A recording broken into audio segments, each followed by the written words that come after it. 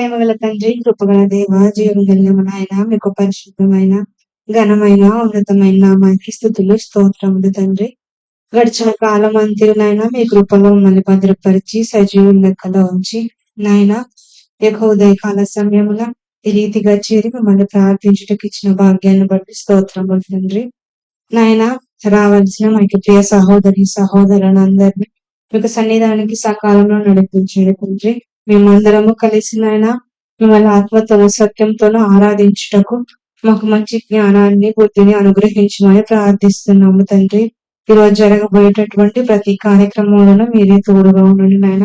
పాటల ద్వారా మిమ్మల్ని మహిమపరచని ఉండగా మా కంఠములను ముట్టి సరళము చేయండి నాయన. మీకు మహిమకరముగా పాడుటకు మా జ్ఞానాన్ని దయచేయండి తండ్రి. వాక్యాన్ని బోధిస్తున్నటువంటి మీ యొక్క దాసులను జ్ఞాపకం చేసుకుని దీవించి ఆశీర్వదించండి నాయన. మీకు నాయన దాసుల ద్వారా మాతో మాట్లాడమని మా జీవితాల్లో సరి చేసుకునే కృపను అనుగ్రహించమని ప్రార్థిస్తున్నాము తండ్రి. ఆయన ఈ కుడికంతట్లో తోడుగా ఉండమని ఇంకను తండ్రి రావాల్సిన వారు త్వరగా మీ సన్నిధానికి రావడానికి సహాయాన్ని దయచేస్తున్నాను నమ్మచ్చు. కొద్ది ప్రార్థన ఆలకించి ప్రతిఫలం అనుగ్రహించమని ఏమైనా మర్చిపోతే దయతో మన్నించమని మా ప్రభు మీకు ప్రియకుమారుడైనటువంటి యేసుక్రీస్తు ప్రభు పరిశుద్ధమైన నామంలో ఈ ప్రార్థన సమర్పిస్తున్నాం మా తండ్రి. ఆమేన్. బోర్డు మీద రాసిందండి. తిమోతికి రాసినటువంటి 2వ పత్రిక 4వ అధ్యాయము 7-8 వచనాలు సహోదరి స్మైలీ గారు వచ్చి బైబిల్ పఠనం చేయవలసిందిగా సోదరుని ప్రేమతో ఆహ్వానిస్తారు. అందరికీ వందనాలు. తిమోతికి రాసిన 2వ పత్రిక 4వ అధ్యాయము 7-8 వచనాలు చదువుకున్నాం. మంచి పోరాటము పోరాడి తిని నా పరుగు కడముట్టించి తిని విశ్వాసం కాపాడుకుంటుని ఇక మీదట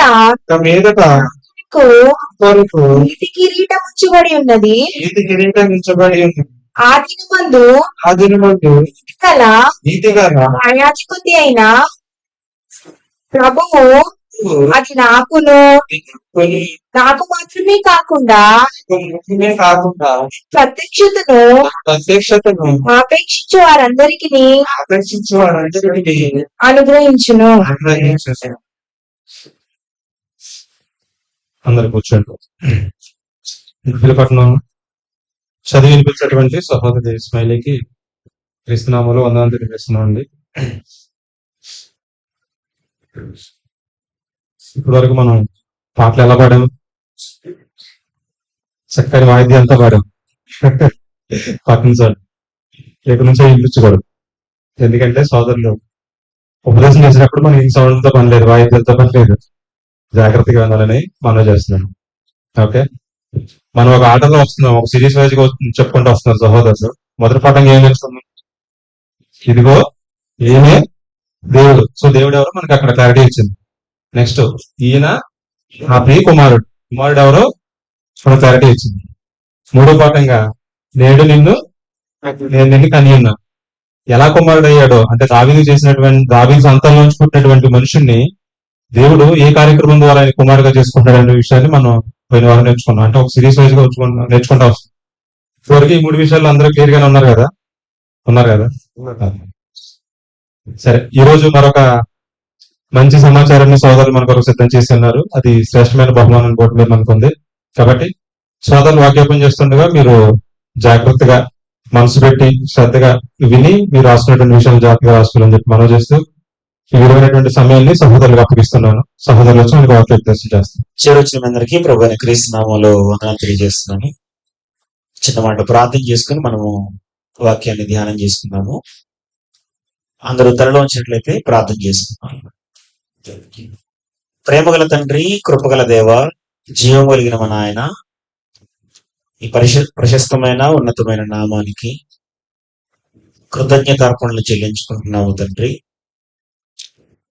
మమ్మల్ందరినీ కాపాడి మా ఆయుష్కాలాన్ని పొడిగించి మా జీవిత దినముల్లో మీరు దయచేసిన ఈ గొప్ప దినమందు మీరు మాకు దయచేసిన ఈ స్థలములో మేమందరము సంఘముగా సమాజంగా కూడుకొని మిమ్మల్ని ఆరాధించుటకు మహిమపరచుటకు మాకు దయచేసిన ఈ గొప్ప భాగ్యాన్ని బట్టి స్తోత్రములు చెల్లిస్తున్నాం తండ్రి. మా దేవా, చేరొచ్చిన మేమందరము కలిసి ఇంతవరకు కీర్తనలు పాడి మీ నామాన్ని మహింపరిచి గొప్ప ఆదరణ పొందుకుని ఉన్నాము తండ్రి. ఈ పాటల ద్వారా మీరు మహింపరచబడ్డారని నమ్ముచున్నాము. స్వరములెత్తి మీ నామాన్ని కీర్తించిన ప్రతి బిడ్డను దీవించండి. అమూల్యమైనటువంటి నీ వాక్కులు మేము చదువుకున్నాం తండ్రి. చదవబడినటువంటి లేఖనములను ఉద్దేశించి మీ వాక్యాన్ని ధ్యానించుకున్నట్టుకు మేము సిద్ధపడుతుండగా మీ ఆత్మ సహాయాన్ని మాకు అనుగ్రహించండి. మీ బిడ్డలందరికీ స్పష్టముగాను తేటగాను ఉపదేశించినట్లు నన్ను బలపరచండి తండ్రి. సమయోచితమైన జ్ఞానాన్ని అనుగ్రహించండి. చదవబడుతున్నటువంటి ప్రతి లేఖనానికి బాగుగా అర్థం చెప్పినట్లు నన్ను బలపరచండి తండ్రి. వినిచిన బిడ్డలకును వినగల చెవిని, గ్రహించగల మనస్సును, స్పష్టముగా మీ వాక్యాన్ని చూడగలిగిన కంటిని దయచేయమని, ఈ వాక్యము ద్వారా మా విశ్వాస పరిమాణాన్ని అభివృద్ధి చేసుకున్నట్లుగా సహాయం చేయమని, ఫలింపజేయమని, జరనైన కార్యక్రమాలన్నింటిలో మీ సహాయాన్ని వేడుకుంటూ మమ్మల్ని మేము తగ్గించుకుంటూ మీ నామాన్ని హెచ్చిస్తూ ప్రభువైన యేసుక్రీస్తు వారి నామములో ఈ ప్రార్థన సమర్పిస్తున్నాను తండ్రి. ఆమేన్. ప్రియులారా, మనము గడిచిన కొన్ని వారాల్లో సోదరులు ఇంతకుముందు జ్ఞాపకం చేశారు. ఎందుకు మనం దేవుని గురించి తెలుసుకున్నాము? ఆల్రెడీ మనకు తెలిసిన సంగతులే. దేవుడు అంటే ఎవరో తెలియకుండానే ఇంతకాలము విశ్వాసం చేశామా, విశ్వాసాన్ని కొనసాగించామా అన్న అభిప్రాయాలు కూడా చాలా మందికి రాకపోలేదు. ఏదైనప్పటికీ దేవుని గురించినటువంటి స్పష్టత ప్రతి ఒక్కరిలోనూ ఉండాలి. అర్థమవుతుందండి? భక్తి అన్నది ఎప్పుడు శ్రేయస్కరం కాదండి. నువ్వు చేస్తున్నటువంటి భక్తి పైన నీకు ఒక స్పష్టత ఉండాలి.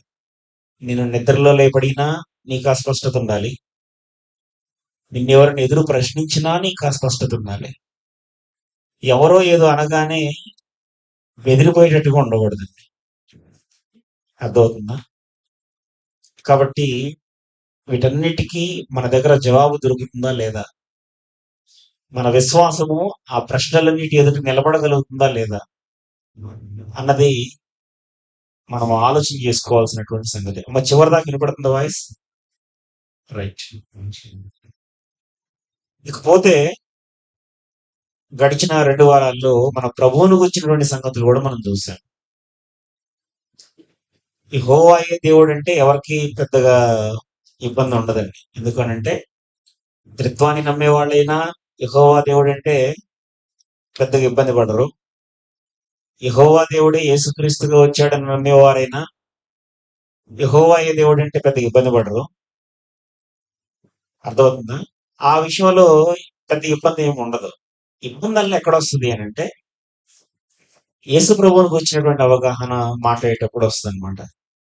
యేసు ప్రభువుని గురించిన విషయాలు మాట్లాడేటప్పుడు యేసు ప్రభు ఎవరు అన్న ప్రశ్న వేసినప్పుడు చాలా జవాబులు వస్తాయి.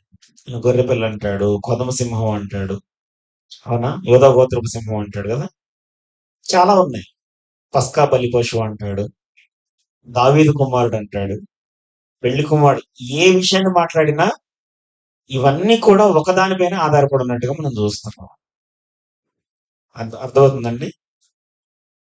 చాలా మంది దీన్ని ఒక లాజిక్ గా మాట్లాడుకొని యేసుప్రభు వారు ఒక్కొక్క బాధ్యత ఒక్కోసారి ఒక్కోలా నెరవేరుస్తున్నాడు అని చెప్పేసి మాట్లాడుతున్నారు లాజికల్ గా అనమాట. దానికి వాళ్ళు చెప్పేటువంటి సూత్రం ఏంటంటే, ఇప్పుడు నువ్వు ఆఫీసులో ఉన్నప్పుడు అధికారివి, ఇంటికి పోయినప్పుడు నీ భార్యకి నువ్వు భర్తవి. కేవలం భర్తే అంటే ఎలాగుంటది? కేవలం ఆఫీసులో అధికారి అంటే ఎట్లుంటది? తల్లిదండ్రుల దగ్గరికి వెళ్ళినప్పుడు కుమారుడు అంటారు. కేవలం కుమారుడు అంటే ఎలా ఉంటది? ఇవి లాజిక్ గా మాట్లాడేటువంటి మాటలు అనమాట. మనం గ్రంథం దగ్గర ఆ విషయాలన్నింటినీ ఆలోచన చేస్తున్నప్పుడు ఆయన దేవుని కుమారుడైనా, దావీదు కుమారుడైనా, ఏమండి, గొర్రెపిల్లని చెబుతున్నా, కొదమ సింహం అని చెబుతున్నా, పస్కా బలి పశువు అని చెబుతున్నా, ప్రధాన యాజకుడిని చెబుతున్నా, ఏ విషయాన్ని తీసుకున్నా సరే ఆ విషయాలన్నీ ఒక్క పాయింట్ తోనే ముడిపెట్టుకుని ఉన్నాయి. అదే దేవుడు వాగ్దానాల్లో తెలియజేసినటువంటి దావీదు సంతానం. అర్థమవుతుందండి. ఒక మనుషుడుగానే ఆయన ఈ పాత్రలన్నిటిలోనూ ఆయన కనిపిస్తూ ఉంటాడు. కాబట్టి అవగాహన చాలా ఇంపార్టెంట్. ఈ క్రమంలోనే ఆయన ఎలా దేవుని కుమారుడు అన్న ప్రశ్న మనకు ఎదురైనప్పుడు చాలా అభిప్రాయాలు ఉన్నాయి. వాటన్నిటిని మనం మాట్లాడుకున్నాం గత వారం. పరలోకంలో ముందే కన్నాడని, మరియమ్మ గర్భంలో పుట్టడాన్ని బట్టి దేవుని కుమారుడయ్యాడని, ఇలా చాలా అభిప్రాయాలు ఉన్నప్పటికీ మనం మాత్రము వాక్యం దగ్గర దాన్ని సరిపోల్చుకుంటూ ఆలోచన చేశాం. ఆయన ఎలా దేవుని కుమారుడయ్యాడు? ఎలా అయ్యాడు? మృతులలో నుండి దేవుడు ఆయనను లేపుట ద్వారా పరిశుద్ధమైనటువంటి ఆత్మను బట్టి ఆయన దేవుని కుమారుడుగా నిరూపించబడ్డాడు. ఈ స్పష్టత మనందరిలోనూ ఉండాలి. ఈ స్పష్టత యేసు ప్రభు ఎవరు అంటే ఆయన దేవుని కుమారుడు అనేటువంటి స్పష్టత, ఎలా అయ్యాడు అనేటువంటి స్పష్టత మిమ్మల్ని నిద్రలో లేపడినా కూడా తప్పు రాకూడదు జవాబు. వేరే త్రిత్వవాదులు వచ్చి మిమ్మల్ని ప్రశ్నించినా ఈ జవాబు మారకూడదు. లేకుంటే యేసుప్రభు వారిని ఇంకా అత్యున్నత స్థానంలో పెట్టుకొని చూసేవాళ్ళు వచ్చి మిమ్మల్ని ప్రశ్నించినా మీ జవాబు మారకూడదు అని చెప్తున్నాను. ఆ స్పష్టత సంపాదించాలి. ఎందుకు నేను ఈ స్పష్టత గురించి మాట్లాడుతున్నాను అంటే, యోహాను సువార్త 17వ అధ్యాయము మనకందరికీ బాగా తెలిసినటువంటి మాట ఇది. యోహాను సువార్త 17వ అధ్యాయము 3వ వచనంలో ఈ మాట రాయబడి ఉంది. యోహాను సువార్త 17వ అధ్యాయము 3వ వచనం. అద్వితీయ సత్యదేవుడు అయిన నిన్నును నీవు పంపిన యేసుక్రీస్తుని ఎరుగుటయే నిత్య జీవము అని మాట్లాడుతున్నాడు. అదనమాట. అసలు నేను ఈ విషయాలన్నింటినీ ప్రస్తావించడం వెనుక ఉద్దేశం ఏంటంటే, నిత్య జీవం గురించి ఇది చాలా ఇంపార్టెంట్ అనమాట.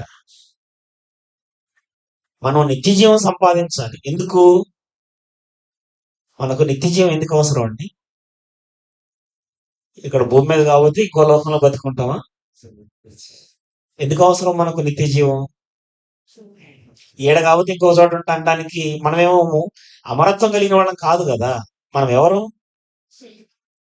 మనం క్షయమైపోయే వాళ్ళం.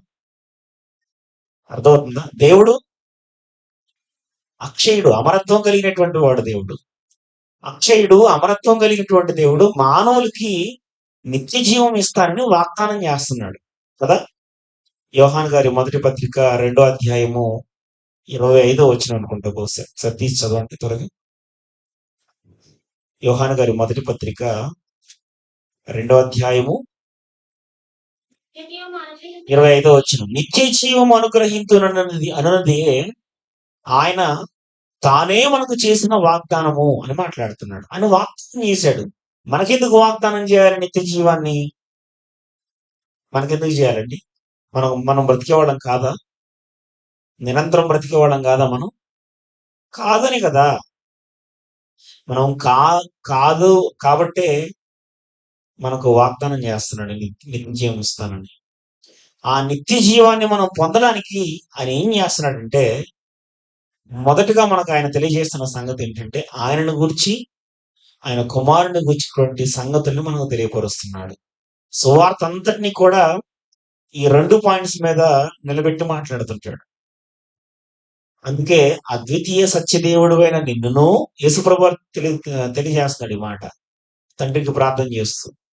అద్వితీయ సత్యదేవుడు అయిన నిన్నును అంటే ఇంగ్లీష్ లో చెప్పాలంటే the one and only true God అంటాడు. ఒకే ఒక్క దేవుడు అనమాట. ఒకే ఒక్క సత్యదేవుడు అంటున్నాడు. అద్వితీయ సత్యదేవుడు అయిన నిన్నును, నిన్ను అంటే తండ్రిని, అలాగే నీవు పంపినటువంటి ఒక మనుషుడు అన్నాడు కదా. ఆ మనుషుడు ఎవరు? యేసుప్రభు వారు. అద్వితీయ సత్యదేవుడు అయిన నిన్నును నీవు పంపిన యేసుక్రీస్తుని ఎరుగుట దేనికి మూలమవుతుంది అని అంటే, నిత్య జీవానికి మూలమవుతుంది అనమాట. అర్థమవుతుందండి. కాబట్టి ఇప్పుడు మన కర్తవ్యం ఏంటి అంటే, నిత్య జీవం సంపాదించుకోవాలన్నటువంటి ఒక గురితోటి మనం మనం మన విశ్వాస యాత్రను ప్రారంభిస్తున్నాం. ఎందుకు వస్తున్నాం దేవుని యొద్దకు? దేవుని యొద్దకు ఎందుకు వస్తున్నాం అండి మనం? ఆయన మనకు దయచేయబోయేటువంటి వాటి కోసం కదా. ఆయన యొద్ద మనకు లభించే వాటి గురించి కదా. ఆయనతో మనకు ఉన్నటువంటి అవినాభావ సంబంధాన్ని బట్టి కదా. ఆయన మనకు ఏం దయచేయాలని ఆయన కోరుకుంటున్నాడో, ఇష్టపడుతున్నాడో అది పొందుకోవడం కోసం మనం ఆయన ఎందుకు రావాలి. ఆయన ఏం దయచేయాలని మనకు ఇష్టపడుతున్నాడు అని అంటే నిత్య జీవం ఇవ్వాలని ఆయన సంకల్పించినట్టుగా మనకు అర్థమవుతుంది. ఈ నిత్య జీవాన్ని మనం సంపాదించుకోవాలంటే దేవుని గురించి, ఆయన కుమారుడైనటువంటి యేసుక్రీస్తుని గురించి మనము స్పష్టత సంపాదించాలి. అర్థమవుతుందండి? దానినే మనం క్రొత్త నిబంధన పుస్తకాల్లో మాట్లాడేటప్పుడు నిత్య జీవము అన్న మాటకు బదులుగా అక్కడక్కడ ఏం వాడతాడంటే శ్రేష్టమైనటువంటి బహుమానము లేదంటే దీన్నే ఇంకొక యాంగిల్స్ లో కూడా చెప్తుంటాడు. జీవ కిరీటము అంటాడు, అతిశయ కిరీటము అంటాడు. అవన్నీ చూపిస్తాను మీకు. ఏమండి? వాడబారిని కిరీటము అంటాడు. ఇలా చాలా మాటలు ఉన్నాయి. అవన్నిటిని మనం చూద్దాం ఇప్పుడు. ఏ మాట ఉపయోగించినా దాని యొక్క ఉద్దేశం ఏంటి అంటే నిత్య జీవనానికి సంబంధించింది అని అర్థం. ఆ కిరీటాలు లేదా దాన్నే ఇంకొక పాటలు ఏమంటాడంటే బహుమానములు అంటుంటాడు అనమాట. ఈ బహుమానాన్ని మనం ఎలా సంపాదించుకోవాలి? బహుమానం అంటే కొనుక్కునేదే. బహుమతి అంటేనే ఉచితంగా ఇచ్చేది కదా. అది ఎలాగిస్తున్నాడో ఒక మాట ముందుగా మనం చూద్దాం. ఎఫెసీయులకు రాసిన పత్రిక మొదటి అధ్యాయము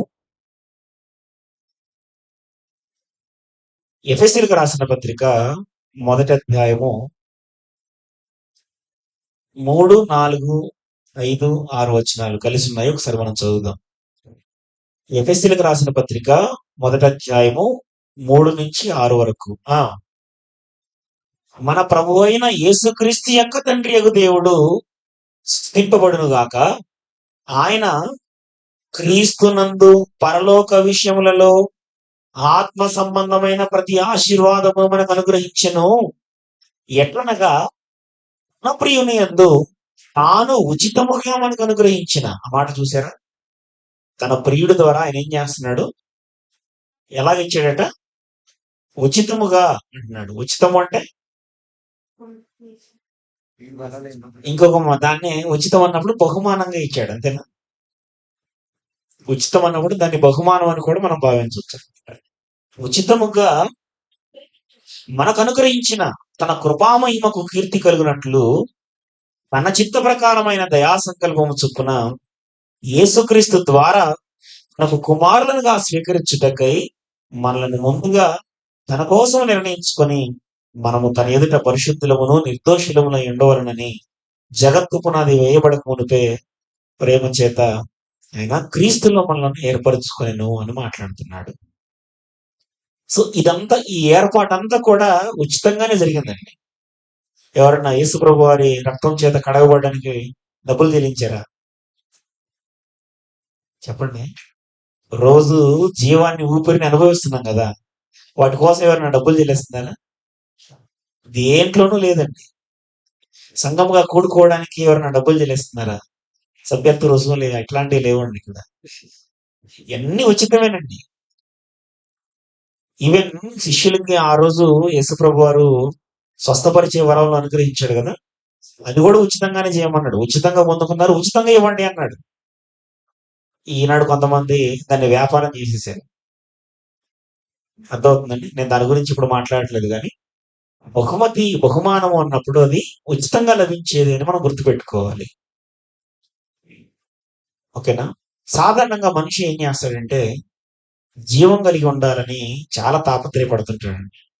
ఉచితంగా వచ్చే వాటితో పాటు కొన్ని ఖరీదైన వాటిని కూడా పొందుకోవడానికి ప్రయత్నం చేస్తుంటాడు. కొంతమంది తాగే నీళ్లు, తీసుకునే ఆహారం, అవునా, ఉండేటువంటి నివాస స్థలం, ఇవన్నీ కూడా విలాసవంతంగా పెట్టుకుంటూ ఉంటారు. ఎందుకోసం ఇలా చేస్తుంటారు అని అంటే కాలం బ్రతకాలని కదా. ఏదైనా అనారోగ్య సమస్య వస్తే దానికి సంబంధించి ఖరీదైనటువంటి వైద్యం, ఇవన్నీ ఎందుకు చేయించుకుంటున్నారు అని అంటే కారణం జీవంతో ఉండాలన్నది కదా దాని యొక్క ముఖ్య ఉద్దేశం. జీవం అన్నది అంత ఇంపార్టెంట్ అని బ్రతుకున్నప్పుడు, దాన్ని సాఫీగా నడుస్తున్నప్పుడు దాని విలువ అర్థం కావట్లేదు. ఎప్పుడు అర్థమవుతుంది జీవం యొక్క విలువ అంటే, ఏదైనా ఒక అవయవము పాడైనప్పుడు, దెబ్బతిన్నప్పుడు దానికి ఇంపార్టెన్స్ అన్నది చాలా బాగా అర్థమవుతుంది. అవునా కదండి? అది పాడైనప్పుడు దాని ద్వారా అనుభవించేటువంటి బాధ ఎంత ఉంటుందో మనకు బాగా తెలుసు. నేను ఇప్పుడు ఇదంతా ఎందుకు చెప్తున్నానంటే, జీవంతో ఉండటము అన్నది అవసరమైతే ఖరీదు పెట్టుకొనైనా సరే దాన్ని కొనుక్కోవడానికి ఇష్టపడుతున్నటువంటి సమాజాన్ని మనం చూస్తున్నాం. కానీ దేవుడు నిత్య జీవాన్ని నిరంతరము జీవించేటువంటి అవకాశాన్ని దేవుడు మాత్రం ఉచితముగా దయచేస్తానని వాగ్దానం చేస్తున్నాడు. ఉచితము అనగానే ప్రభుత్వ పథకాలాగా దీన్ని చులకనగా చూడకూడదండి. ఉచితం అన్నప్పుడు సాధారణంగా చులకన భావం ఏర్పడుద్ది చాలా మందిలో. నిజంగా మనసు పెట్టి ఆలోచించిన వాళ్ళకి మాత్రం దాని విలువ అర్థమవుతుంది. కానీ ఉచితం అనగానే ఉచితాలు చూసి చూసి చూసి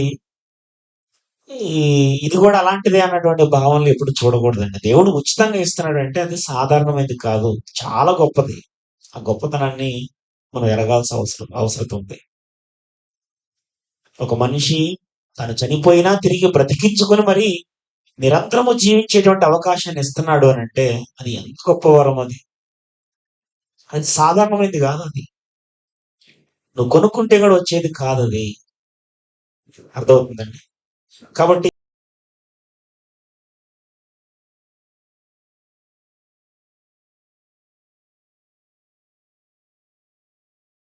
పడితే వాళ్ళకి ఇవ్వాలని అయితే ఆయన కోరుకోవట్లేదండి. ఎందుకని ఎందుకని ఆయన అనుగ్రహించేటువంటి ఆ వాగ్దానము అది శ్రేష్టమైనది అని మాట్లాడుతున్నాడు. శ్రేష్టమైనది అన్నప్పుడు పందుల దగ్గర పెడతారు. ఇదని తీసుకుని కుక్కలుగా వేస్తారు. ఏమ్మా రోడ్డు వెచ్చలుడిగా వదిలేరు కదా దాన్ని. శ్రేష్టమైనది అన్నప్పుడు దానికంటూ ఒక ప్రాధాన్యతనిస్తారు. ఈ విషయాల్ని మనం అర్థం చేసుకోవడానికి ప్రయత్నం చేద్దాం. కొరింథీయులకు రాసినటువంటి మొదటి పత్రిక,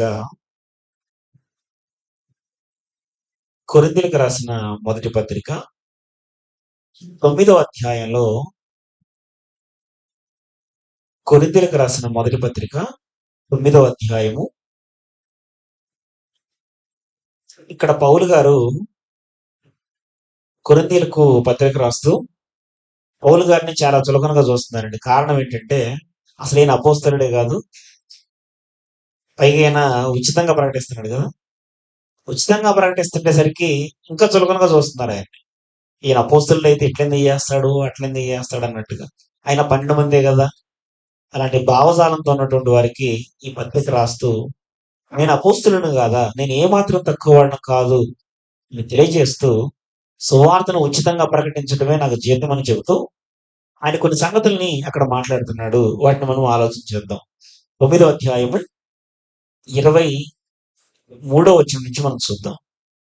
మరియు నేను సువార్తలో వారితో పాలివాడనగుటకై దాని కొరకే సమస్తము చేయుచున్నాను. పందెపు రంగమందు పరిగెత్తు వారందరూ పరిగెత్తుదురు, కానీ పందెపు రంగంలో ఏం జరుగుద్ది? ఈ ఎగ్జాంపుల్ కొరింథీ పట్టణస్థులకు చెప్పడానికి కూడా కారణం ఉందండి. ఎందుకు చెప్పమంటారా? ఏథెన్స్ ఉందా? ఏథెన్స్, కొరింథీ ఇవన్నీ దగ్గర దగ్గర ప్రాంతాలు.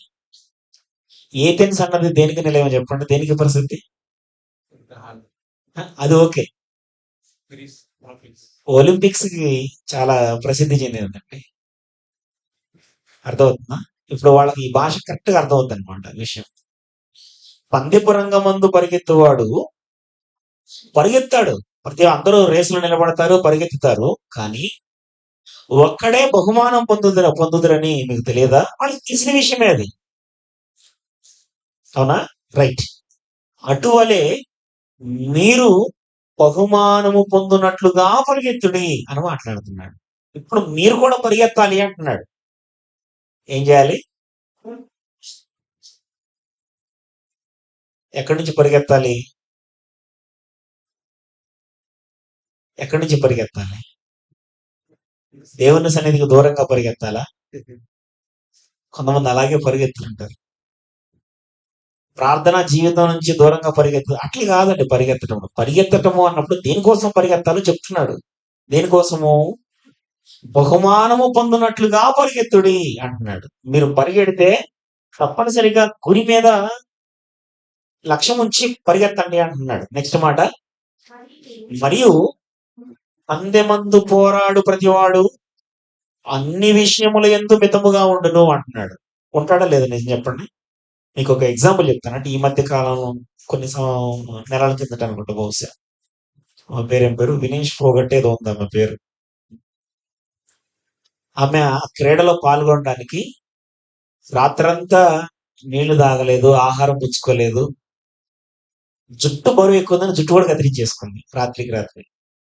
మీకు తెలిసి ఉండొచ్చు బహుశా, చాలా తెలియకపోయి ఉండొచ్చు కొంతమందికి. అర్థమవుతుందా? అంటే ఎందుకు చెప్తున్నాను దాన్ని అంటే, పందెపు రంగంలో పోరాడాలి అన్న కసి అనమాట, అది లక్ష్యం అనమాట. అది ఆ లక్ష్యం ఏం చేస్తుందనంటే దేనినైనా సరే వదులుకోవడానికి ఇష్టపడేలాగా చేస్తుంది. నిద్రాహారాలు మానేవేస్తాం. బరువు ఎక్కువ ఉన్నామంటే బరువు తగ్గించుకోవడానికి ప్రయత్నం చేస్తాం. దేహదారుడు ఇప్పుడు ఆర్మీ రిక్రూట్మెంట్ జరిగేటప్పుడు ఏమండి దేహదారుడ్యం కావాలి. దానికోసం పరుగెత్తుంటారు, ఎక్సర్సైజ్ చేస్తారు, వ్యాయామాలు చేస్తారు. ఎందుకోసం ఇవన్నీ? దానికోసం అంటూ ఒక నియమ నిబంధన ఉంది. దానికి అనుగుణంగా మన దేహం తయారు కావాలి. నేను ఉద్యోగాల గురించి ఎందుకు చెప్తున్నానంటే, ఆ వేటలో ఉన్నప్పుడు దానికి తగినట్లుగా మనల్ని మనం సిద్ధపరచుకుంటున్నాము కదా. నిత్య జీవం అనేటువంటి బహుమానాన్ని సంపాదించుకోవడానికి కూడా పందెపు రంగమందు సాధారణంగా పోరాడేటువంటి వాడే, భౌతికమైనటువంటి జీవితంలో ఒక లక్ష్యాన్ని గురిపెట్టుకొని బతికేవాడే అన్ని విషయాల్లో మితంగా ఉంటున్నాడే. అధికంగా తినడండి. ఏది పడితే అది తినడు. తింటాడా? క్రీడాకారులు మీరు ఎప్పుడైనా చూడండి, వాళ్ళు ఏది పడితే అది తినరండి మనకులాగా. ఎలా ఉంటారట? అన్ని విషయముల యందు మితముగా ఉండును. వారు దేనికోసం ప్రయాసపడుతున్నారు? క్షయమగు కిరీటమును పొందుటకు. వాళ్ళు పొందుకునే కిరీటాలు ఏంటి చెప్పండి? వాళ్ళు పొందుకునే కిరీటాలు ఏంటి?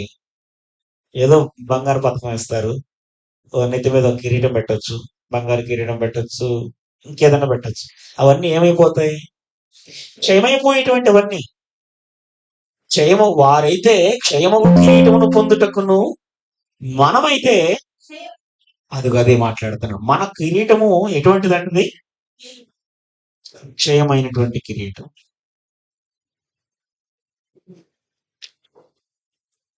దీనికోసం అక్షయమైనది అంటే అక్కడ అర్థమైపోతుంది, నిరంతరము జీవించినట్టు అవకాశాన్ని కల్పించేది అనమాట. అది అందుకే మన పరుగు దేనికోసం అనంటే అక్షయమగు కిరీటమును పొందుటకు మితముగా ఉండాలి అంటున్నాడు. ఇప్పుడు ఈ బహుమానాన్ని పొందాలంటే ఎలా పడితే అలా బతికితే రాదండి. ఇది ఎలా ఉండాలట? ఎన్నిట్లో? కొన్ని చెప్తా నేను. మాట్లాడటంలో ఎలా ఉండాలి? మాట్లాడడం ఎలా ఉండాలి? మితంగా మాట్లాడాలండి.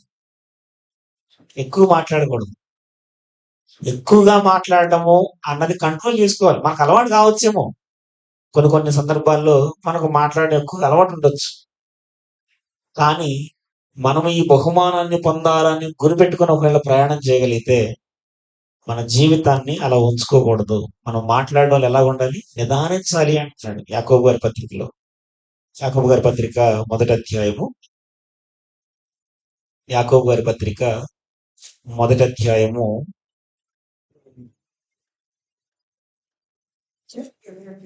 22వ వచనం కాదు 19వ వచనం. నా ప్రియ సహోదరులారా, మీరీ సంగతి ఎరుగుదురు గనుక ప్రతి మనుషుడు వినుటకు వేగిరపడువాడును, మాట్లాడుటకు నిదానించువాడునై ఉండాలి. నిదానించడం అంటే మితంగా కంట్రోల్ గా ఉండాలన్నమాట. ఎక్కువ మాట్లాడాలి, ఎక్కువ వినాలి, ఎక్కువ మాట్లాడాలి. అప్పుడే మన మాటకు విలువ ఉంటుందండి. లోకస్తులు కూడా దీన్ని కొంచెం సామెతలాగా వాడుకుంటారులేండి, అది వేరే విషయం. కానీ అది బైబిల్ మనకు నేర్పుతున్నటువంటి పాఠం. నిత్య జీవాన్ని మనం స్వతంత్రించుకోవాలంటే, శ్రేష్టమైనటువంటి అక్షయ కిరీటాన్ని మనం పొందుకోవాలి అని అంటే, మనము మాట్లాడడంలో మితంగా ఉండాలి. రెండో పాయింట్ చెప్తాను. తినే విషయం తినే విషయాలు కూడా ఎలాగ ఉండాలి? ఎలాగ ఉండాలి? ఆదివారం వచ్చింది కాబట్టి ఇవాళ గట్టి లాగించాల్సిందే. అలా ఉండకూడదండి. ఆదివారం అని కాదు, నేను ఏ రోజు గురించి అని చెప్తున్నాను. ఇంటి విషయంలో కూడా మనం మితంగా ఉండాలి. ఇంటి విషయంలో మనము మితంగా ఉండాలి. మితంగా లేకపోతే అది ఏం చేస్తుందంటే మనల్ని సోమరులను చేస్తుంది. అవునా కదా? అధికంగా తింటే ఏమవుద్ది? మనల్ని సోమరితనం వచ్చేస్తుంది మనకు. సోమరితనంతో పాటుగా వెంట కొన్ని రోగాలు కూడా వస్తాయి. షుగర్లు, బీపీలు, ఇంకేదన్నా ఇతరత్ర సమస్యలు. ఎందుకు? ఇప్పుడు మనం ఒక లక్ష్యంతో పరిగెత్తాలన్నప్పుడు ఆరోగ్యం అవసరమా లేదా? ఆరోగ్యంగా ఉండడానికి మితంగా తినాలండి. ఇది అంటారు కంట్రోల్ అనమాట, సెల్ఫ్ కంట్రోల్. ఇదంతా మితంగా ఉండాలి. మూడో పాయింట్ చెప్తున్నాను మీకు. మనం గత వారంలో కంటే ముందు, అంటే ఈ సందేశాలు మొదలు పెట్టడానికి ముందు కాలేబు గారు చెప్పాడు. ఈ సంగతి గుర్తుంది అందరికి. దేని గురించి మాట్లాడండి? నాలుగు గురించి మాట్లాడేటప్పుడు, జీవ మరణంలో నాలుగు విషయం అన్న సంగతి చెప్పేటప్పుడు ఆ పాయింట్ గుర్తు చేశాడు. నేను తిండిపోతూ అయితే గొంతు కత్తి పెట్టుకోమని చెప్పాడు. అర్థమవుతుందండి? కాబట్టి తిండి విషయంలో కూడా మనం మితంగా ఉండాలి. ఎవరి కోసం ఉండాలి? నీ కోసం నువ్వే అన్నమాట. నీకంటే ఒక గురి ఉంది. నిత్య జీవనం సంపాదించుకోవాలనే గురితో మనం ప్రయాణం చేస్తున్నాం కాబట్టి ఆ విషయాలు కూడా మనం మితంగా ఉండాల్సిందే. మూడో పాయింట్ చెప్తాను మీకు. కోరికలు ఉంటాయి కదా, కోరికలు కూడా దానికి హద్దు అదుపు ఏం ఉండవండి. ఉంటాయా? విచ్చలవిడిగా ఉంటాయి అన్నమాట కోరికలు. అది శరీర ఇచ్చలు కూడా ఉండొచ్చు కొన్ని సందర్భాల్లో. ఆ కోరికలను కూడా మనం ఏం చేసుకోవాలంటే చేసేయాలి, మితంగా పెట్టుకోవాలి కోరికలను. అది మన పరిధి ఎంతవరకు ఉందో అంత మేరే. పరిధికి మించినటువంటి కోరికలు మనకు ఉండకూడదండి. పరిధికి మించి అంటే ఇప్పుడు ఎగ్జాంపుల్ చెప్తున్నాను. మన వాల్యూ, మనకు ఒక జీతము ఒక 20,000 వస్తుంది అనమాట. ఎగ్జాంపుల్, మనం ధరించాల్సిన వస్త్రాలు ఎంతలో ఉండాలి? నేను రోజు సూటు బూట్ వేసుకొని 30,000 అందరూ వేసుకుని పోతుందని నేను అట్లా ఉండకూడదు. చెప్తున్నాను, ఎగ్జాంపుల్గా చెప్తున్నాను దీన్ని. అందరూ అలా చేస్తున్నారు, ఇలా చేస్తున్నారు అంటే వాళ్ళని చూసి మనం వాత పెట్టుకోవాల్సిన అవసరం ఏం లేదు. ఖర్చు చేసే విషయంలో మితంగా ఉండాలి. ధనాన్ని ఎలా పడితే అలా మనం ఖర్చు చేయకూడదండి. చాలా మంది ఖర్చు చేస్తారు ధనాన్ని. దేనికోసం ఖర్చు చేస్తారు? లోకంలో ఉన్నవాళ్ళు ఖర్చు చేస్తారు దేనికోసం? వాళ్ళు తినడానికి, త్రాగడానికి, విలాసవంతంగా బ్రతకడానికి ఖర్చు చేస్తారు.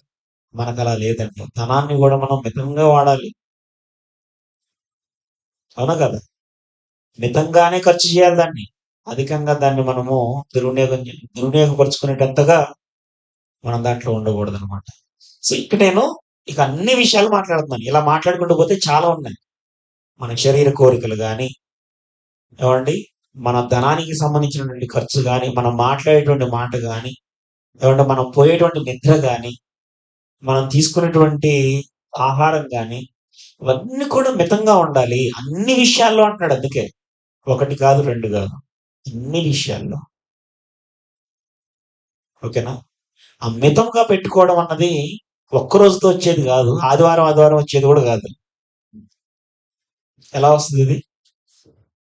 డైలీ ప్రాక్టీస్ అనమాట. ప్రతిదినము చేస్తేనే సాధన కుదిరిద్ది అనమాట. ఇది ఏదో అప్పటికప్పుడు చేస్తే కుదిరేది కాదు. నిన్న ఒక న్యూస్ చూసాను నేను. ఆర్మీ రిక్రూట్మెంట్ కోసము ఆయన పరిగెత్తు వెళ్ళిపోయాడు. ఎందుకు? కారణం ఏంటంటే డైలీ ప్రాక్టీస్ లేదు. అర్థమవుతుందండి? డైలీ ప్రాక్టీస్ లేకపోతే అలా అయిపోతాం. మనం కూడా అంతే.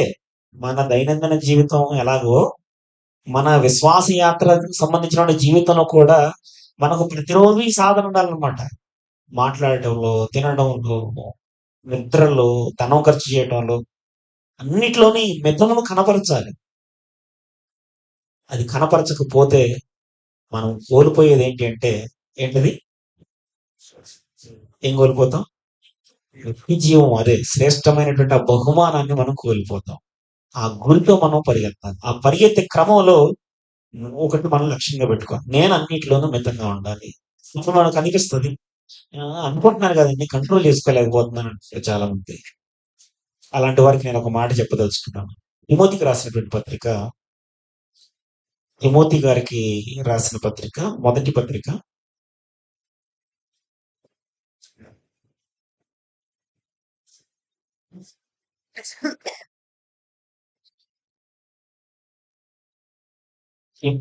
రెండో పత్రిక అండి, క్షమించండి. తిమోతి గారికి రాసిన రెండో పత్రిక, మొదటి అధ్యాయం 7వ వచనంలో ఈ మాట రాయబడి ఉంది. చూస్తున్నారా? తిమోతి గారికి రాసిన రెండో పత్రిక, మొదటి అధ్యాయము 7వ వచనం. దేవుడు మనకు శక్తియు, ప్రేమయు, ఇంద్రియ నిగ్రహమును గల ఆత్మని ఇచ్చను గాని పిరికితనము గల ఆత్మని ఇయ్యలేదు అని మాట్లాడుతున్నాడు. మనకు అనుగ్రహించినటువంటి ఆత్మ అంటే మనం ప్రభువునందు ఉండటాన్ని బట్టి మనకు అనుగ్రహించినటువంటి ఆత్మ ఎటువంటిది, ఎలా సహాయపడుతుంది అది అంటే ఇంద్రియములను నిగ్రహించుకోగలిగినటువంటి సామర్థ్యాన్ని మనం కలుగజేస్తుంది. అర్థమవుతుందా? ఇంద్రియ నిగ్రహము అదే మితముగా ఉండేటువంటి క్రమంలో మనకు దేవుని యొక్క ఆత్మ సహాయము చాలా అవసరము గుర్తు చేస్తుంది. అన్ని విషయాల్లో మితంగా ఉండాలి. అది గుర్తుపెట్టుకోండి ఈ పాయింట్. మితంగా లేకపోతే మితంగా లేకపోతే మితంగా లేకపోతే మనం కోల్పోయేది నిత్య జీవం, అంతే, ఇంకేమీ లేదు. రెండో పాయింట్ మీకు ఇక్కడ గుర్తు చేయాలని ఇష్టపడుతున్నాను. యాకోబు గారి పత్రిక, మొదటి అధ్యాయము, యాకోబు గారి పత్రిక మొదటి అధ్యాయము 12వ వచనంలో ఈ మాట రాయబడి ఉంది. యాకోబు గారి పత్రిక మొదటి అధ్యాయము 12వ వచనం. శోధన సహించువాడు ధన్యుడు, అతడు శోధనకు నిలిచిన వాడై ప్రభువు తన్ను ప్రేమించు వారికి వాగ్దానం చేసిన జీవ కిరీటం. నేను అందుకే ఈ పాయింట్స్ అనేది ముందే రాశాను, మీకు అవగాహన వస్తుందని. శోధనకు నిలవాలట.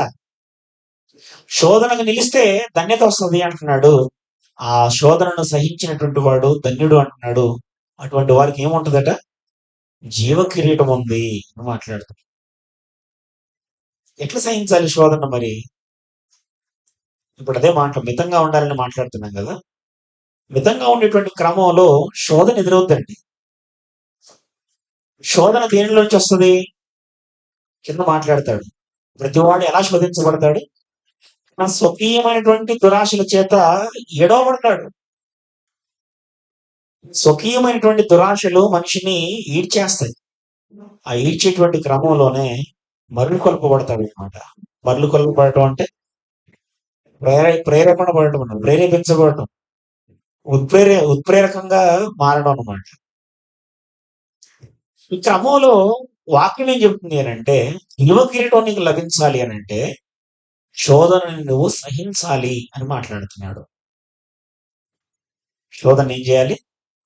పడిపోకూడదు. శోధనలో పడిపోకూడదు. అర్థమవుతుందా? శోధనలో పడిపోకూడదు. శోధన ఏం చేయాలి? సహించాలి, దాన్ని జయించాలి. ఓకేనా? శోధనలో ఉన్నప్పుడు చాలా మంది ఏం చేస్తారంటే లొంగిపోతూ ఉంటారు శోధనకి. శోధనలకు లొంగిపోయినట్లుగా మనం ఒకవేళ ఉంటే కాంప్రమైజ్ అయినట్టు అనమాట. మన యాత్రలో మనం కాంప్రమైజ్ అయినట్టు. ఆయాసం వస్తుంది, నేను పరిగెత్తలేను, నేను బలహీనంగా ఉన్నానులే, నేను ఇంకా పరిగెత్తనులే. అర్థమవుతుందండి? ఇలా కాంప్రమైజ్ అవ్వద్దండి. శోధనని సహించాలి, శోధనని జయించాలి. ఓకేనా? యాకోబు గారి పత్రికలోనే ఇంకొక మాట చూద్దాము. 4వ అధ్యాయము 7వ వచనంలో ఈ మాట చెప్తున్నాడు. యాకోబు గారి పత్రిక 4వ అధ్యాయము 7వ వచనం. కాబట్టి దేవునికి లోబడి ఉన్నది అపవాదిని ఎదిరించుడి, అప్పుడు వాడు మీ యొద్ద నుండి పారిపోను. ఇప్పుడు స్వకీయ దురాశ అన్నది మన శరీర కోరికలను బట్టి వస్తున్నప్పుడు దాన్ని ఎదిరించాలి అంటున్నాడు. ఎదిరిస్తే ఏమవుద్దట? పారిపోతాడు అని మాట్లాడుతుంది. అంటే ఆ ఆశ మనకు దూరం అయిపోతుంది. ఓకేనా? కాబట్టి ఇలా ఈ పాయింట్స్ మీరు రాసుకోండి. నేను పాయింట్స్ రాయలేదు ఇక్కడ. మొదట మనం చేయాల్సింది అంటే మితంగా ఉండాలి. రెండవది శోధనను సహించాలి. శోధనను సహించడం ద్వారా ఏమొస్తుంది? జీవ కిరీటం వస్తుంది. దానికి బెస్ట్ ఎగ్జాంపుల్ ఒకటి చెప్పండి. బెస్ట్ ఎగ్జాంపుల్ యేసుప్రభు వారు శోధనను సహించాడా లేదా? సహించాడు, దానిని జయించాడు కూడా. ఫిబ్రవరి పత్రిక 4వ అధ్యాయంలో మనం ఎన్నో మార్లు చదువుకున్నాం మాట. అవునా? మన ప్రధాన యాజకుడు 4వ అధ్యాయము, ఫిబ్రవరి పత్రిక 4వ అధ్యాయము 15 వచ్చింది. మన ప్రధాన యాజకుడు మన బలహీనతల యందు మనతో సహానుభవం లేనివాడు కాడు గాని సమస్త విషయములలో మన వల్లనే శోధింపబడినను ఆయన పాపం లేనివాడుగా ఉండెను అంటున్నాడు అన్నమాట. కాబట్టి బహుమానాన్ని పొందుకున్నట్లు మనం ఏం చేయాలంటే శోధనను సహించాలి. ఒకవేళ దానిని జయించడానికి మన సామర్థ్యం సరిపోవట్లేదు అనుకోండి, కొన్నిసార్లు మన బలహీనత శోధన ఏం చేస్తుందంటే కొంచెం హై లెవెల్లో ఉండొచ్చు. అప్పుడు మనకు శక్తి సరిపోనట్లుగా అనిపిస్తుంది. అప్పుడు ఏం చేయాలి? యాకోబు పత్రిక ఇంతకుముందు చదివాము. ఏమని చదివాము? దేవుని యొద్దకు రండి అంటున్నాడు. అర్థమవుతుందా? దేవునికి లోబడి ఉండి,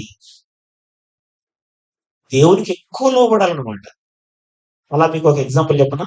యేసుప్రభు వారు మరణించడానికి నిర్ణయించబడ్డాడు కదా యెరూషలేములో. మరణించడానికి నిర్ణయించబడ్డాడు. ఆ నిర్ణయానికి అనుగుణంగానే తన శిష్యులతో చెప్పి యెరూషలేముకు వచ్చాడు. అప్పగించబడే రోజు మాత్రము ఆయన ఏం చేస్తున్నాడు? నిశ్చిత్తమైతే గిన్నె నా ఎద్దు నుండి తొలగిపోనిమ్ము అంటున్నాడు. మళ్ళీ వెంటనే తేరుకొని ఏం చేస్తున్నాడు? అయినా ఇది నా చిత్తం కాదు, నీ చిత్తమే సిద్ధించును గాక అని మాట్లాడుతున్నాడు.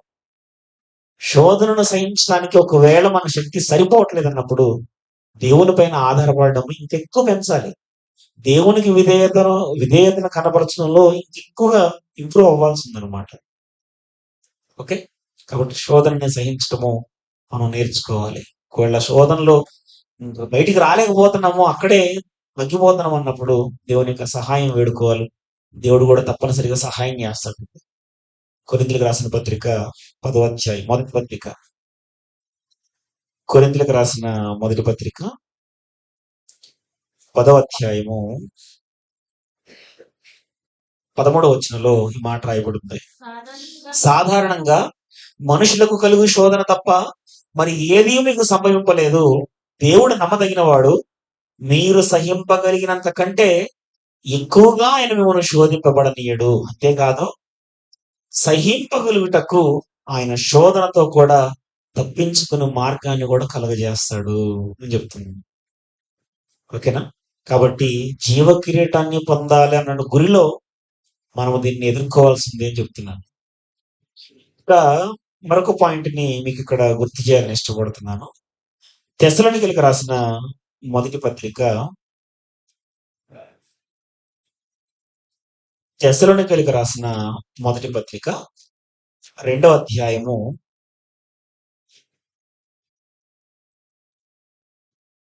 2వ అధ్యాయం.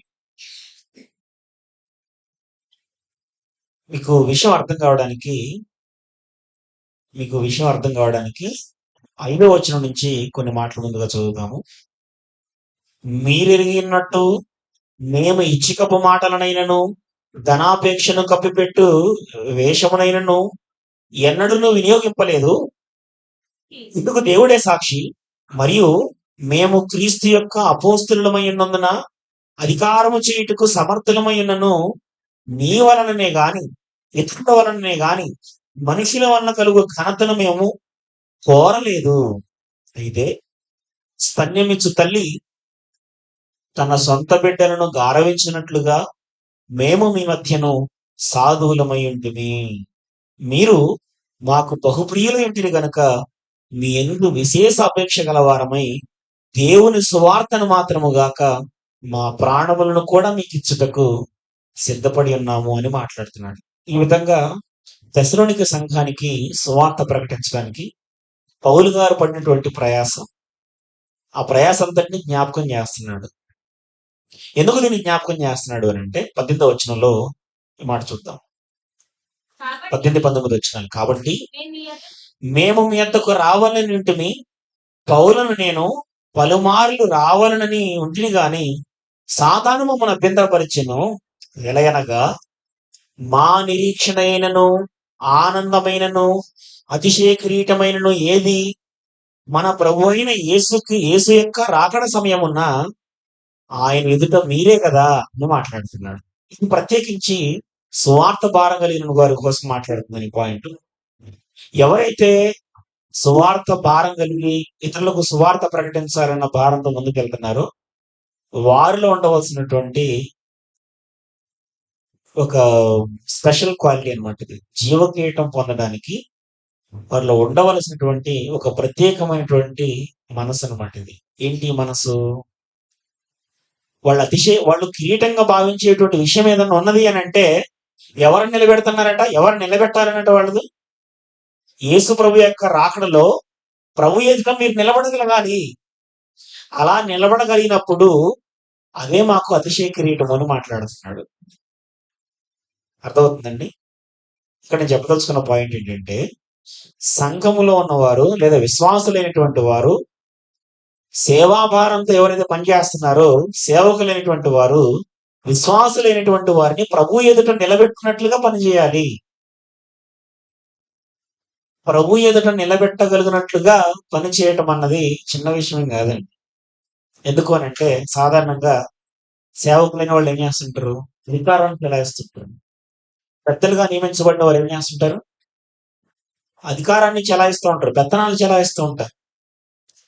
అలా ఉండకూడదు అంటున్నాడు. ఎలా ఉండాలంటే స్తన్యమెచ్చు తల్లి ఒక చంటి బిడ్డను గారవించినట్లుగా మీరు విశ్వాసుల విషయంలో వ్యవహరించాలి.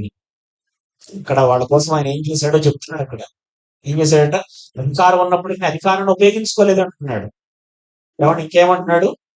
దినదినము మాకు 9వ వచనం అంటాడు, అవును సహోదరులారా, మా ప్రయాసమును కష్టమును మీకు జ్ఞాపకం ఉన్నది కదా. మేము మీలో ఎవరికైనాను భారముగా ఉండకూడదని రాత్రి పగళ్ళు కష్టము చేసి జీవనము చేయిచు మీకు దేవుని సువార్త ప్రకటించుచుంటిమి. సో సువార్త ప్రకటించేటువంటి వారు సువార్త వలన ఫలము పొందుకోవాలంటే దానికి సంబంధించినటువంటి ఆ అతిశయ కిరీటాన్ని పొందాలి అని అంటే సువార్తను ఉచితంగా ప్రకటించాలి. ఇది ప్రత్యేకించి సువార్త పని చేస్తున్న వారి కోసం చెప్తున్నాను ఈ మాట. ఎలా ప్రకటించాలి సువార్తని? ఉచితంగా ప్రకటించాలి. ఉచితంగా ప్రకటించే క్రమంలో ఏం చేయాలి? రాత్రింబగళ్ళు కష్టపడాలి, ప్రయాసపడాలి. నీ కోసము కష్టపడాలి, నీ కుటుంబం కోసం కష్టపడాలి, నీతో ఉన్న సహోదరుల కోసం కూడా నువ్వు కష్టపడాలి. ఉచితంగా ప్రకటించాలి సువార్త. ఎవరికి భారంగా ఉంటూ సేవ చేయకూడదండి. అది పౌలు గారు నేర్పేటువంటి విధానం. అది అలా చేయడం అన్నది, ఇతరులకు భారంగా ఉండకుండా సువార్త పని జరిగించడం అన్నది ఎక్కడికి నడిపిస్తుంది అని అంటే ప్రభు ప్రత్యక్షమైనప్పుడు ఆ అతిశయ కిరీటాన్ని పొందుకోవడానికి అర్హత కలిగిందిగా నిలబెడుతుంది. అర్థమవుతుందండి? అందులో బెస్ట్ ప్లేస్ లో పెట్టాలంటే పౌలు గారినే పెట్టాలి. అక్కడ ఈవెన్ అపోస్తలులందరూ అలాగే చేశారులేండి. అపోస్తలులందరూ అలా కాదా? మనం 12 మంది అపోస్తల గురించి చూసాము. వాళ్ళందరూ వాళ్ళ వాళ్ళ వృత్తులన్నింటినీ వదిలేసుకుని మరీ వచ్చారు కదా. పేతురు గారు అంటున్నాడు, మేము నీ కోసము సువార్త నిమిత్తం సమస్తాన్ని వదిలిపెట్టుకొని వచ్చాము అంటాడు. అదనమాట. కాబట్టి ఈ కిరీటాన్ని మనం పొందుకోవడానికి సువార్తను ఉచితంగా ప్రకటించాలనేటువంటి ఒక ధ్యేయాన్ని మనం కలిగి ఉండాలండి. కిరీటం అంటే ఊరికే రావట్లేదు. అది ఎలా వస్తుంది? అది మనల్ని మనం మితంగా చేసుకోవటం, శోధనను సహించటము, సువార్తను ఉచితంగా ప్రకటించేటువంటి పనిలో పాలిభాగస్తులు అవటం. ఓకేనా? హెబ్రీయులకు రాసిన పత్రిక ఏప్రిల్కి రాసిన పత్రిక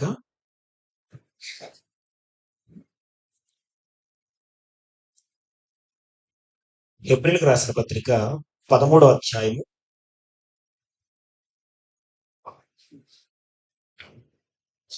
ఏప్రిల్కి రాసిన పత్రిక 13వ అధ్యాయము 7వ వచనం చూడండి ఒకసారి. మీకు దేవుని వాక్యము బోధించి మీ పైన నాయకులుగా ఉన్న వారిని జ్ఞాపకము చేసుకొని వారి ప్రవర్తన ఫలమును శ్రద్ధగా తలంచుకొనొచ్చు వారి విశ్వాసమును అనుసరించండి అని మాట్లాడుతున్నాడు. కాబట్టి అనుకరించదగినదిగా మన క్రియలు ఉండాలని చెప్తున్నాను నేను. పెద్దలుగా కొనసాగుతున్నటువంటి వారు, సువార్థికులుగా కొనసాగుతున్నటువంటి వారు, ఓకేనా? కాబట్టి ఆ దిశగా మనం అడుగులు వేయాలని మీ అందరికి కూడా పిలుపునిస్తున్నాం. అలాగే తిమోతి గారికి పత్రిక రాస్తూ పౌలు గారు ఒక విషయాన్ని అక్కడ జ్ఞాపకం చేస్తాడు. అది కూడా ఒకసారి మనం చూద్దాం. తిమోతి గారికి రాసిన రెండవ పత్రిక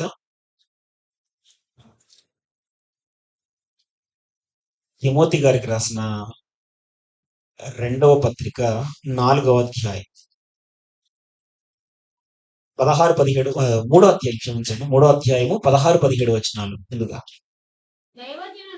దైవజనుడు సన్నద్ధుడై ప్రతి సత్కార్యమునకు పూర్ణముగా సిద్ధపడి ఉండినట్లు దైవావేశం వలన కలిగిన ప్రతి లేఖనము ఉపదేశించుటకును, ఖండించుటకును, తప్పుదిద్దుటకును, నీతి యందు శిక్ష చేయుటకును ప్రయోజనకరమై ఉన్నది అని మాట్లాడు. దైవజనుడు ఎలా ఉండాలి?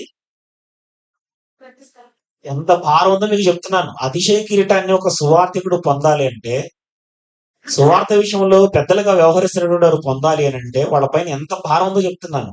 ఎలా ఉండాలంటే వాళ్ళు ప్రతి లేఖనాన్ని ఉపదేశించడానికి ఎప్పుడు కూడా సన్నద్ధుడై ఉండాలట. దైవావేశం వలన ఏమన్నాడు? కలిగిన ప్రతి లేఖనము ఉపదేశించడానికి, ఖండించడానికి, తప్పుదిద్దడానికి, ఆ శిక్ష చేయడానికి ఎల్లప్పుడూ కూడా సిద్ధపడి ఉండాలి. అర్థమవుతుందండి? చాలా మంది దైవజనులు అయిన తర్వాత ఈ వాక్యం చదవటం మానేస్తారండి. ఒక్కసారి ఆ పోస్ట్లోకి ఎక్కారంటే ఇక చదవరే కదా, పైన అట్లా మాట్లాడుకుంటూ పోతూ ఉంటారు. ఇట్లా ఉండకూడదండి. నిరంతర విద్యార్థిగా ఉండాలి. అలా ఉండటం వల్ల కలిగే ప్రయోజనాన్ని పౌలు గారు అక్కడ కింద మాట్లాడుతారు 4వ అధ్యాయంలో. 4వ అధ్యాయము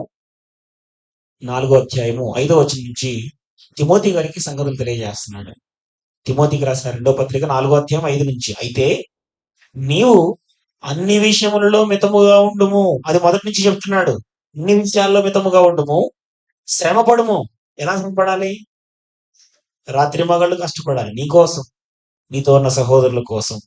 శ్రమపడుము, సువార్తికుని పని చేయుము, నీ పరిచర్యను సంపూర్ణముగా జరిగించుము.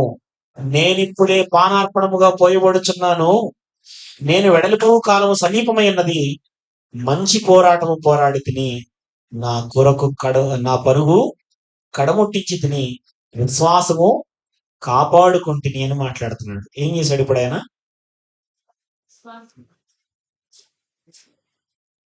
విశ్వాసాన్ని కాపాడుకోవాలి. ఎప్పటిదాకా ఇది? చివరి వరకు కాపాడుకోవాలండి దాన్ని. విశ్వాసమును కాపాడుకుంటుని నా పరుగు ఇంకా కడముట్టించింది నేను మాట్లాడేది. ఇక మీదట 8వ వచనం, నా కొరకు నీతి కిరీటం ఉంచబడి ఉన్నది. ఒక కాన్ఫిడెన్స్ లెవెల్స్ రావాలన్నమాట. చివరికి మన యాత్ర ముగిసే సమయానికి మనకు ఒక నమ్మకం కలగాలి. నా కోసం నీతి కిరీటం ఉంచబడి ఉంది అని. బతికొన్నోళ్ళు వేసుకోవడం కాదు ట్యాగ్లు, సమాధుల గడ్డ మీద వేస్తుంటారు కదా. జీవ కిరీటం పొందుకున్నాడు, మహిమలకు ప్రవేశం, వాళ్ళు వేసుకోవడం కాదు. మనం చనిపోయే ముందుగా మనకు ఆ నమ్మకం కలగాలి. ప్రత్యేకించి సువార్త పనిలో ఉన్న వారి కోసం మాట, విశ్వాసాన్ని కాపాడుకోవాలి. చివరి వరకు నమ్మకంగా ఉండాలి. విశ్వాసులుగా కొనసాగుతున్న వారికి మాదిరికరంగా కొనసాగాలి. వారిని కాపాడుకోవడంలో మనం ఎప్పుడు కూడా ముందుండాలి. అప్పుడే అది మనకు అతిశయ కిరీటము, నీతి కిరీటము. అక్కడ ఏమన్నాడు? మా కొరకు నీతి కిరీటం ఉంచబడ్డది అంటున్నాడు.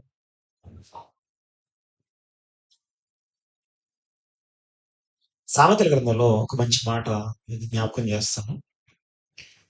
సామెతల గ్రంథము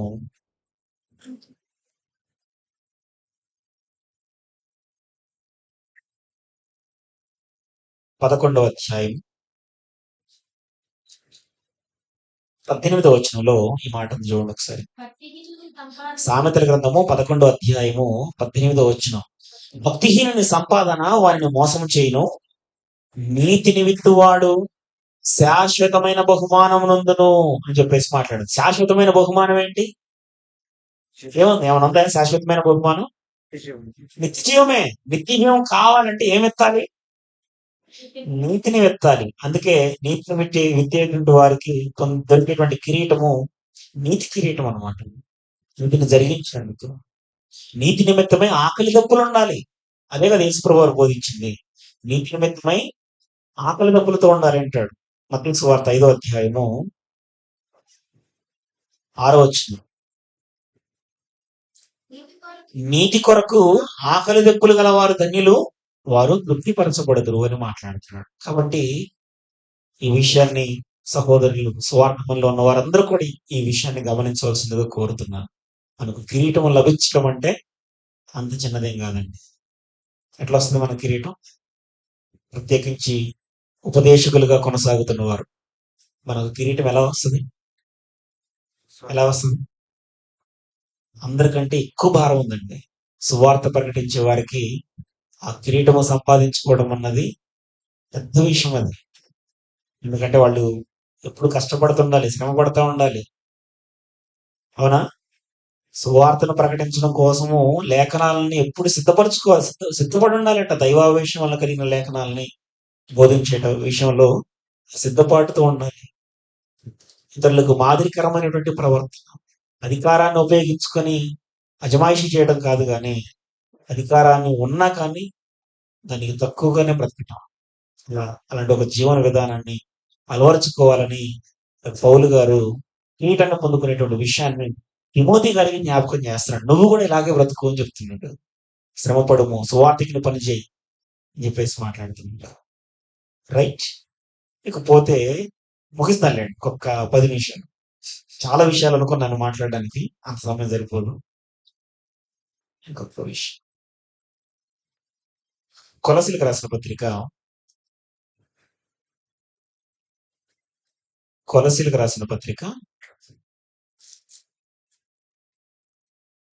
2వ అధ్యాయం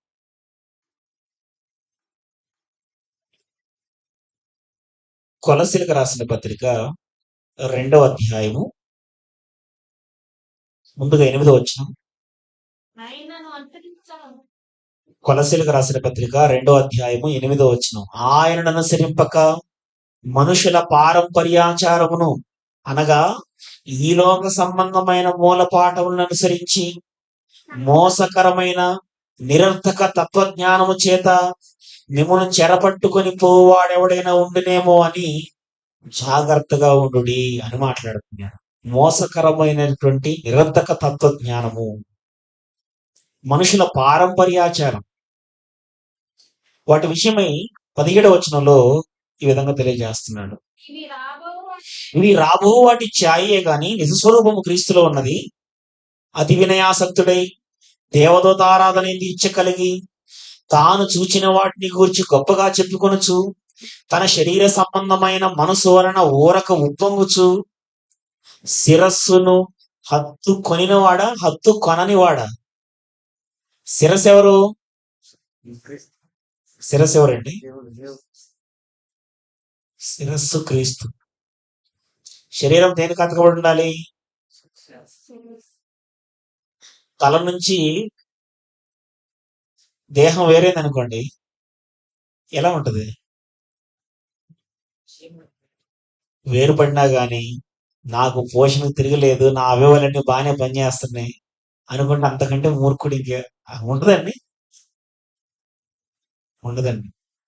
శరీరముతో అతకబడి ఉంటేనే, అది తలతో శిరస్సుతో అతకబడి ఉంటేనే శరీరానికి పోషణ విలువైన. ఇప్పుడు శిరస్సును హత్తుకొనని వాడు వచ్చి ఏం చేస్తున్నాడంట? తన యొక్క నిరర్థక తత్వజ్ఞానాన్ని ఉపయోగించి, మోసకరమైనటువంటి మాటలను ఉపయోగించి, పారంపర్య ఆచారాలను ముందు పెట్టి నీ బహుమానాన్ని అపహరించుకుపోతాడు, జాగ్రత్త అంటున్నాడు ఇక్కడ. శరీర సంబంధమైన అటువంటి వాళ్ళని పసిగట్టేటువంటి విధానం చెప్తున్నాడు. శరీర సంబంధమైన మన మనసు వలన ఉప్పొంగిపోతా ఉంటారు. అర్థమవుతుందండి? అలాంటి వాళ్ళని పసిగట్టాలి. ఉప్పొంగుచు శిరస్సును హత్తుకొనని వాడెవడును మీ బహుమానమును అపహరింపనీయకుడి. ఆ శిరస్సు మూలముగా సర్వ శరీరము కీళ్ల చేతను నరముల చేతను పోషింపబడి అతకబడినదై దేవుని వలన కలుగు వృద్ధితో అభివృద్ధి పొందుచున్నది. ఇలా అభివృద్ధి పొందాలి. మన బహుమానాన్ని అపహరించుకుపోయేటువంటి వాళ్ళు ఉన్నారు.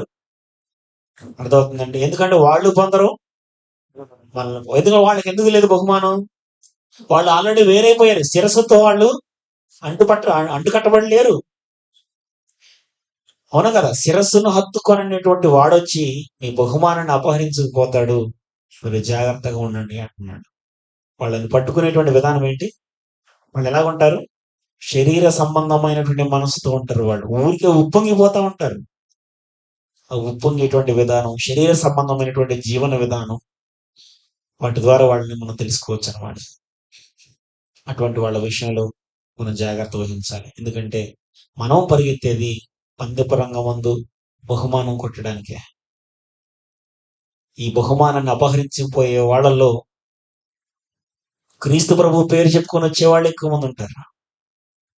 అర్థమవుతుందా? అలా ఎవ్వడు కూడా మన బహుమానాన్ని అపహరించుకుపోనియొద్దు. శిరస్సుతో అంటు కట్టబడి అతకబడి ఉండండి అంటున్నాడు. కొలసీలకు రాసిన పత్రికలో మనం ఈ మాట చదివాం కదా. అలాగే ఫిలిప్పీలకు రాసిన పత్రికలో కూడా ఇంకొక మాట ఉంది. అది కూడా చూసి మనం ముగించుకుందాం. ఫిలిప్పీలకు రాసిన పత్రిక 3వ అధ్యాయము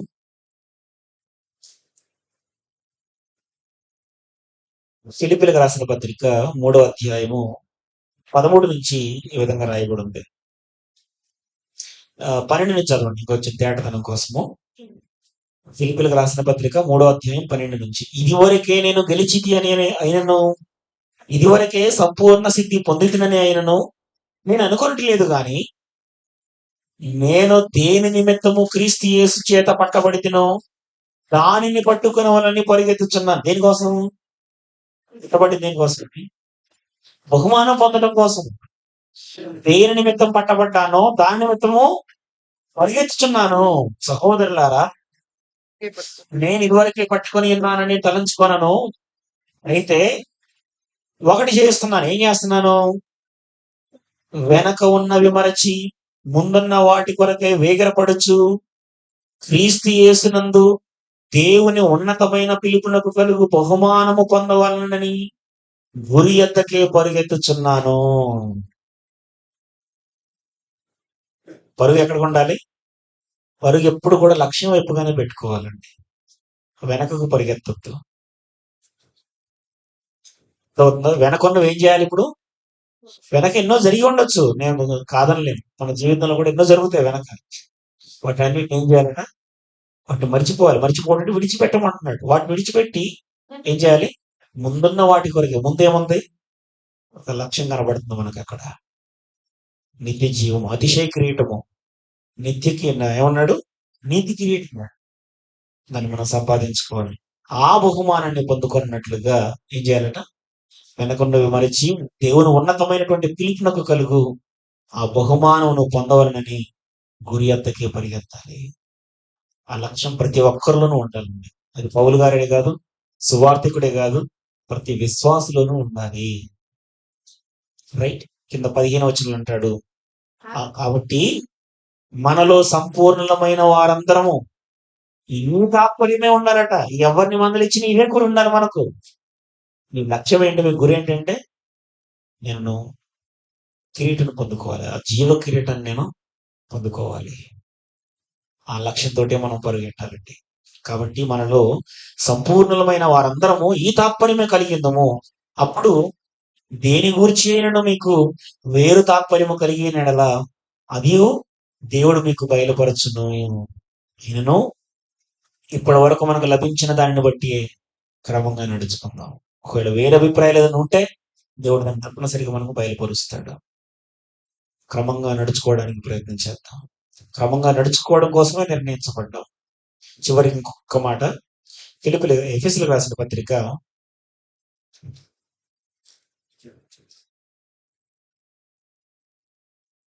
ఎఫెసీయులకు రాసిన పత్రిక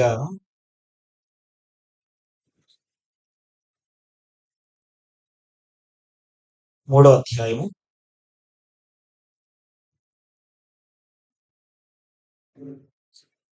'ఎఫెసీయులకు రాసిన పత్రిక 3వ అధ్యాయము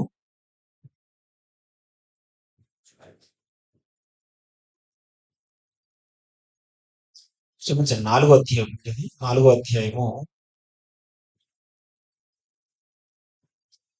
15-16 వచనాల్లో 14 నుండి చదవండి, మీకు తేటగా అర్థమవుతుంది.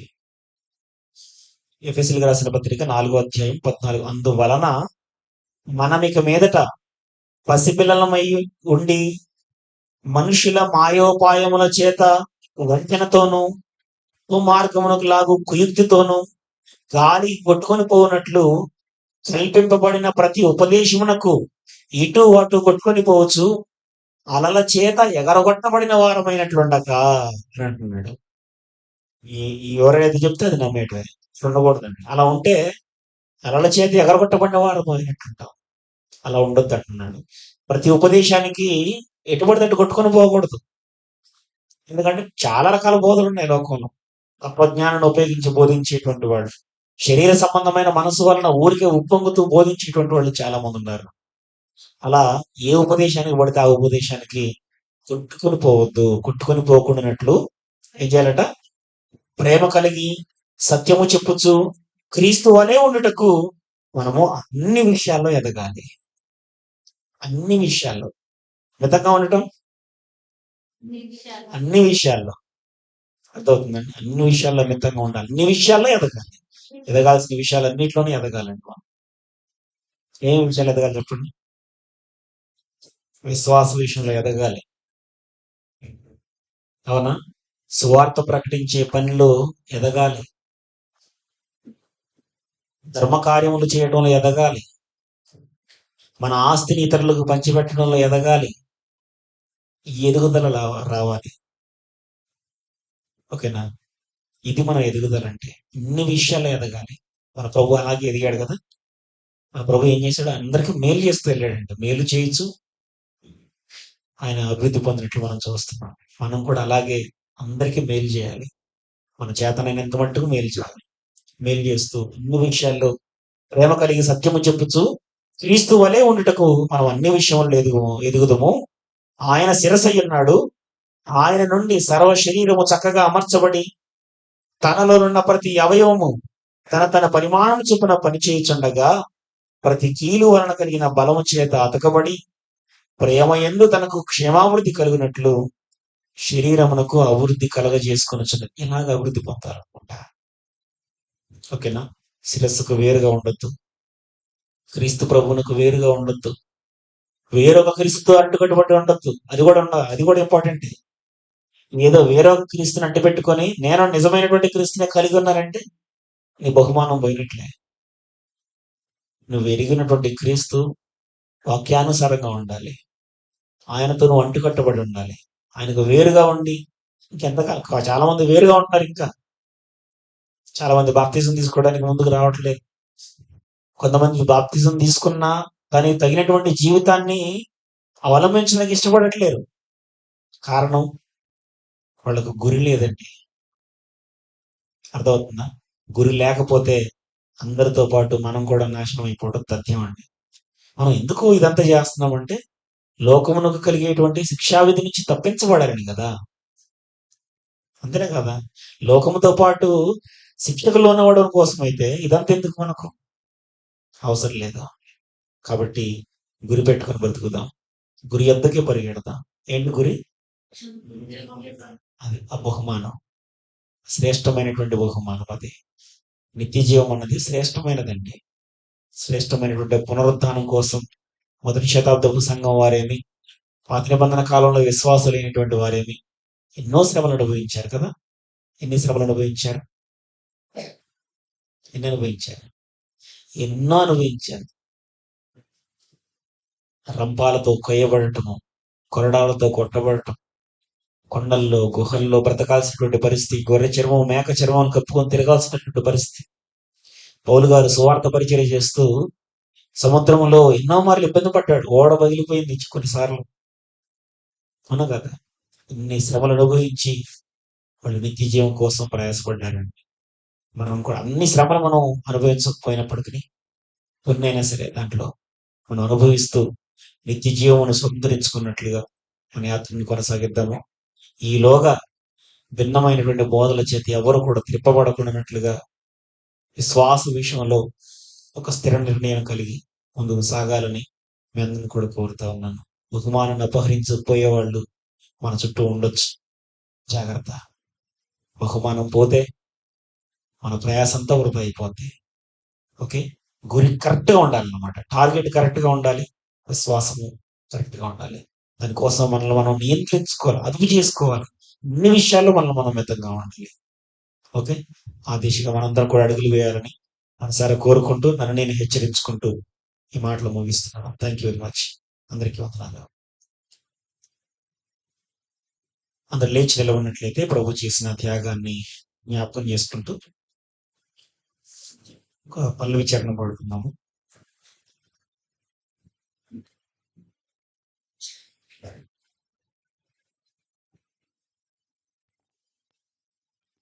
యెహోవాను కీర్తించుడి పాటల పుస్తకం నుంచి 28వ పాట, సాగెదను నేను యేసు తోడను అనే కీర్తన పాడుకుందాము.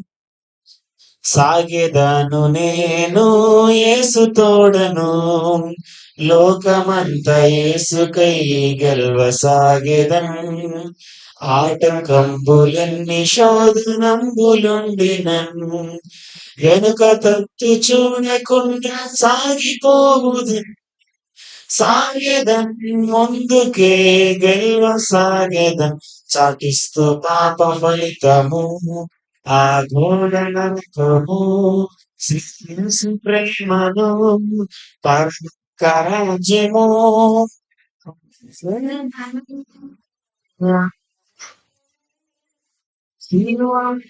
చాటి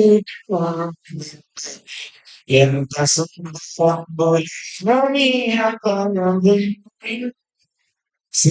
మనసుతో సేవకెళ్ళినప్పుడు ఎంత సుందరంబులైన మీరు పాదంబులు, సిద్ధ మనసుతో సేవకెళ్ళినప్పుడు పాప వ్యసనములలో పడి చెడి ఉన్నాయి, దుష్ట లక్షణములతో నశించిపోయిన నామకార్థ క్రైస్తవం జీవిస్తూ ఉన్నాను. మతంలో సాగిపోతున్నాను. చూడుము ఈ దేశ ప్రజలను పట్టబడి తిరి విడిపింపరు, నీవు రక్షింపవాలి.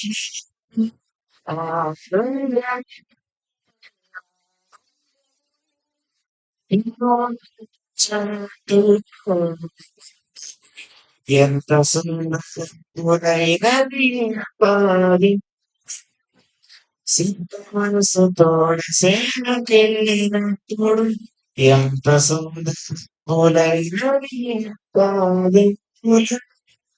సిద్ధ మనసుతోడ సేనకెళ్ళినప్పుడు. అందరు క్రమంగా కూర్చోండి. సోదరులు తదుపరి తెలియజేస్తారు.